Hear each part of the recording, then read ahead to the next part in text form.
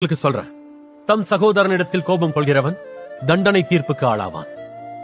அதனால நீங்க உங்க காணிக்கையை பலிபீடத்துல செலுத்த வரும்போது சகோதர சகோதரிகள் யாருக்காவது உங்க மேல மனஸ்தாபம் இருக்குன்னு நினைவு கூர்ந்தா அங்கேயே பலிபீடத்தின் முன்பாக உன் காணிக்கையை வச்சுட்டு போ.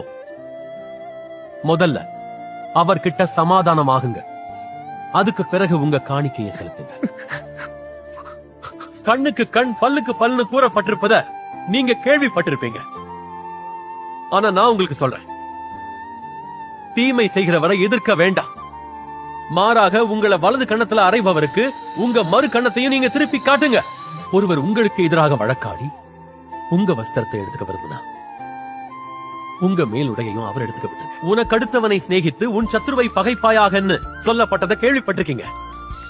ஆனா நான் உங்களுக்கு சொல்றேன், உங்கள் சத்துருக்களை சிநேகியுங்கள், உங்களை துன்பப்படுத்துகிறவர்களுக்காக ஜெபம் பண்ணுங்க. இப்படி செஞ்சா நீங்க உங்க பரலோக தந்தையின் பிள்ளையா இருப்பீங்க. பரலோக தந்தை விரும்ப